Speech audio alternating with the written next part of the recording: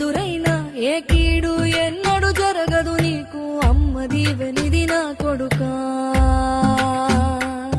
ఈ దిక్కులు నీతో కదిలేను ఆ చుక్కలి దిష్టి తీసేను ఏ గాలి ధూళి